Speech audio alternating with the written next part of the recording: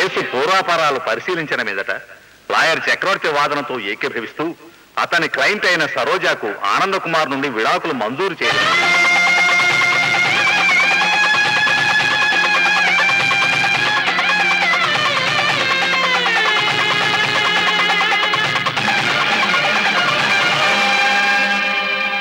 I won the case. అమ్మలో case నేను గెలిచానమ్మా. Case నేను గెలిచాను. అవును తల్లి, కేసు నేను గెలిచాను.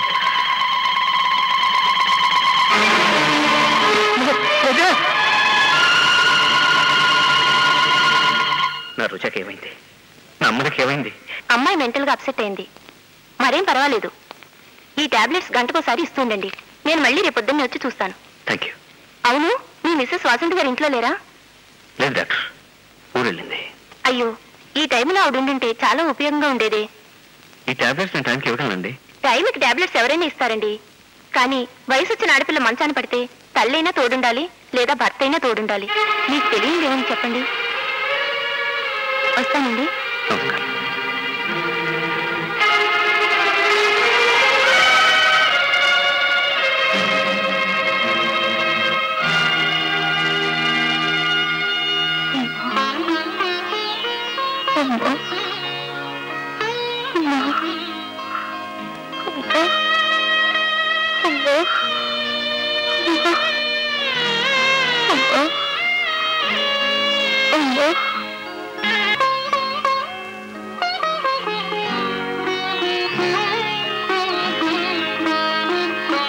రండి బాబు గారు.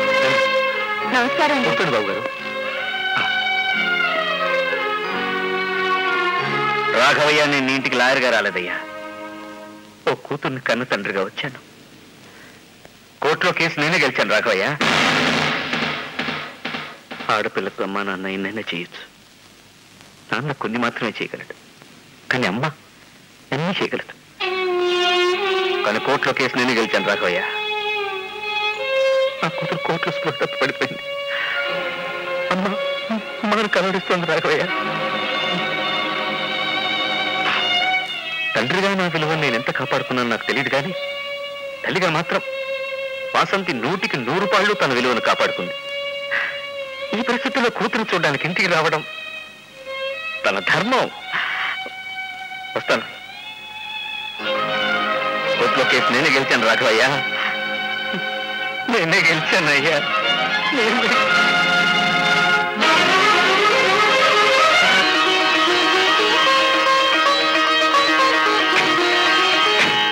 అమ్మా, ఈ మాత్రలు వేసుకోండి అమ్మా. నాకు మందులు మాత్రలు ఏ వద్దు. నన్ను ఇలాగే చావు నువ్వు. దేవుడు బ్రతికినిచ్చింది చావటానికి కాదమ్మా. బాధపడకమ్మా. ఊరుకోమ్మా, ఊరుకో, ఊరుకోమ్మా. ఆవేశంలో నా జీవితం పాడైపోయిందమ్మా. అయినా నేను చట్టపరంగా దూరం అయిపోయావు. అది నువ్వు కోరి కోరి చేతులారా చేసుకున్నదే కదే. నాన్న కోసం విడాకులు కప్పుకున్నాను, కానీ విడాకులు ఇచ్చాక ఇప్పుడు తెలిసింది ఒక భయంకరమైన నిజం. ఏమిటది? అవునమ్మా, ఆయనకి నేను దూరమైనా, నాకైన దూరమైనా ఎవరికి వాళ్ళం బాధపడుతున్నామే గాని ఒకరికొకరు బాధల్ని పంచుకోలేం. కానీ మా ఇద్దరి ప్రేమని పంచుకుని నా కడుపులో ఆయన ప్రతిరూపం పెరుగుతుందమ్మా.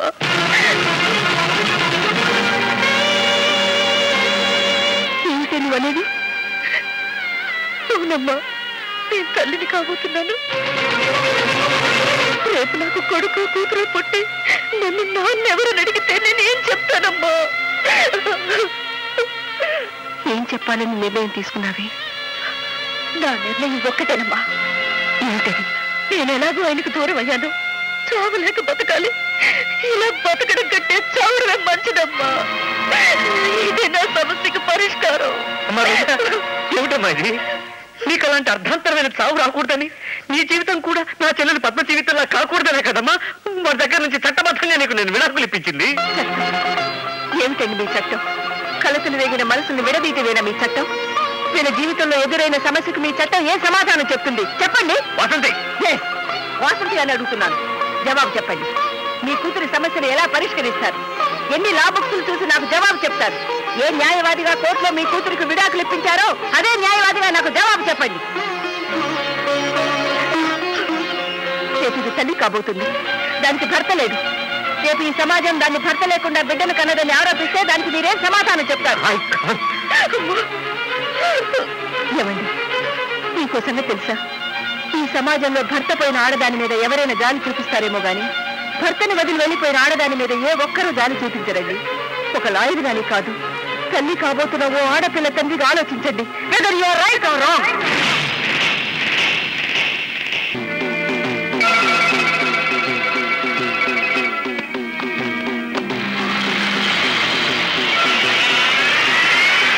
అవును, మీరు మీ డబ్బు పిచ్చి కలిసి నా కొడుకు కాపురం నిలువునా కాల్చేశారు. నోరు ముయ్యవే, నీ ఆలోచనే రాంగ్. నో నో భట్టుమూర్తి,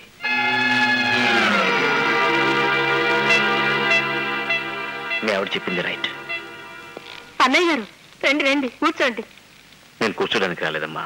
మరెందుకు వచ్చావు? కోర్టులో కేసు గెలిచానని చెప్పడానికి వచ్చావా? భట్టుమూర్తి, నీకు నాకు ఏళ్ల తరబడి విరోధం ఉంది. ఎస్, ఈ జన్మంతా కృషి చేసినా నా పగ తీరదు. అఫ్ కోర్స్ నీకు నా మీద ప్రొఫెషనల్ తెలిసే ఉండొచ్చు, కానీ అది నా పర్సనల్ లైఫ్ దెబ్బతీసింది భట్టుమూర్తి. అది నీకు ఇప్పుడే తెలిసిందే? ఎప్పుడో తెలుసు, కానీ ఇప్పుడు సమస్య నీది నాది కాదు. మనిద్దరి మధ్య నలిగి నాశనం అవుతున్న రెండు నిండు పసి హృదయాలవి. వాటిని కాపాడాల్సిన ధర్మం నాకుంది. నా కూతుర్ని నీ ఇంటికి కోడలుగా పంపాలి, కానీ పంపలేను. అది లేకుండా నేను ఒక్క క్షణం కూడా బతకలేను. అది నా బలహీనత. అందుకే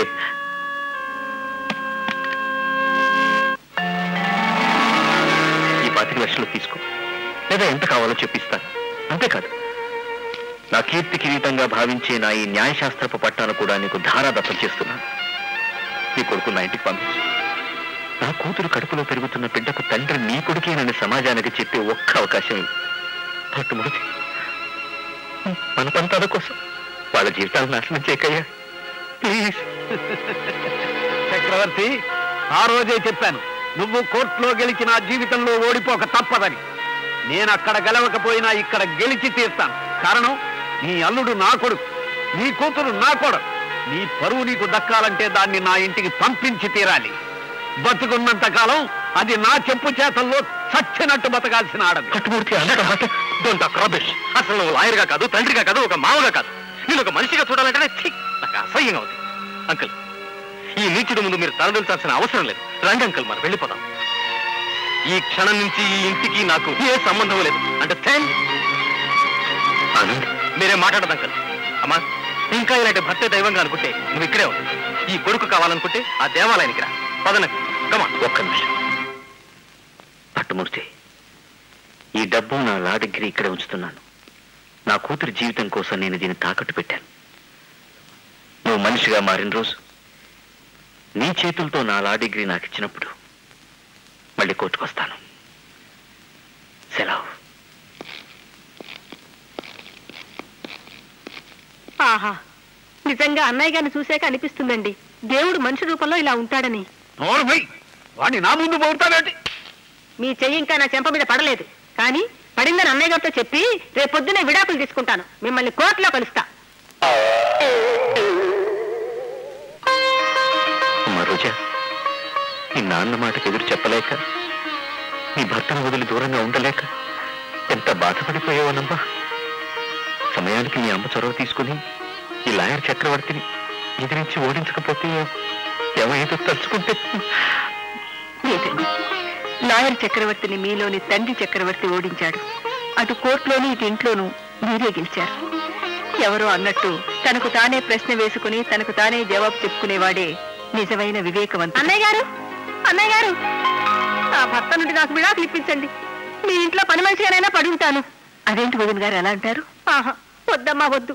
ఆయనతో కాపురం నేను చెయ్యలేను. వద్దు బాబోయ్, వద్దు.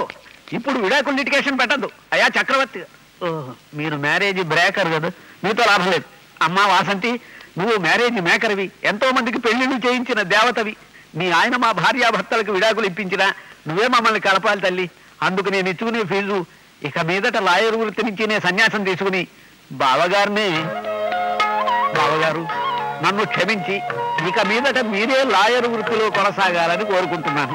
ఎందుకంటే నేను ఎలాగూ గెలవలేరు, కనుక ఎప్పుడూ గెలిచే మీరే మా బావగారని సగర్వంగా 10 మందిలో చెప్పుకు తిరుగుతారు. మీరు అబ్జెక్ట్ అనుకోరు. అబ్జెక్షన్ అని అనగానే బావ, నేను కూడా ఈ సందర్భంలో ఒక నిర్ణయం తీసుకోవాలనుకున్నానయ్య. ఏమిటంటే వచ్చిన విడాకుల కేసులు అన్నీ ఒప్పేసుకొని జంటలు కలపడానికి ప్రయత్నిస్తాను. ప్రతి పెళ్లి 100 ఏళ్ల పంట కావాలని వాదిస్తాను. అయితే ఈ కేసులో మా డిపార్ట్మెంట్కి ఏం పని లేదనమాట. తొందరపడుకో, ఒక్క నిమిషం పడుకో. మా బావగారి గురించి నీకు తెలియదు. ముందు కాస్త అది ఓపెన్ చేసి అందులో డబ్బులు సరిగ్గా ఉన్నాయో లేదో లెక్కడ చూడు. మొదట ఒప్పేసుకుంటున్నాను. 100 తీశాను.